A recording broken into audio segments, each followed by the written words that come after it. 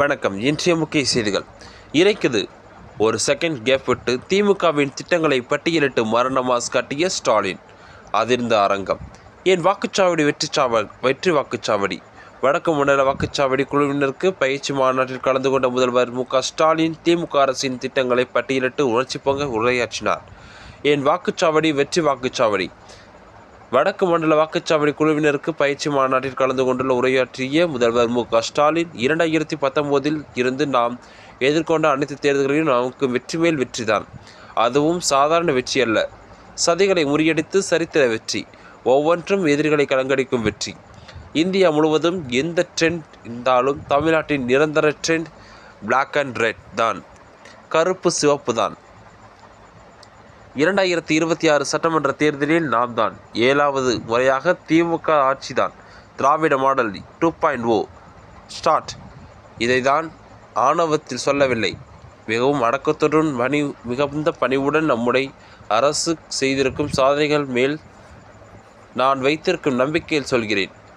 அனைத்துக்கும் மேல் உடன்பிறப்புகளான உங்கள் அனைவருக்கும் நம்பிக்கையில் சொல்கிறேன்.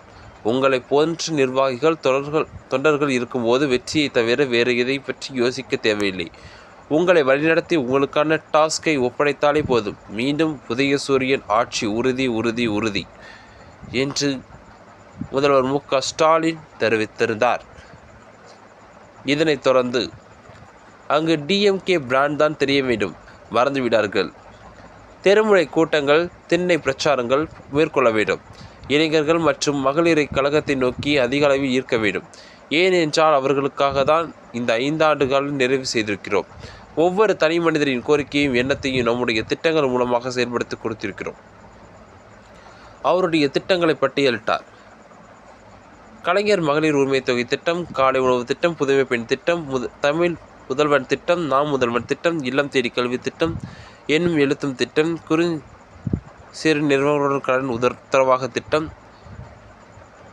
மகளிர் விடியல் பயனும், கலைஞர் கனவு இல்லம், அன்பு கரங்கள் திட்டம், அன்பு சோலை திட்டம், தோழி விடுதிகள், இது போன்ற பல்வேறு திட்டங்களை முதல்வர் மு.க.ஸ்டாலின் மேடையில் கூறினார்.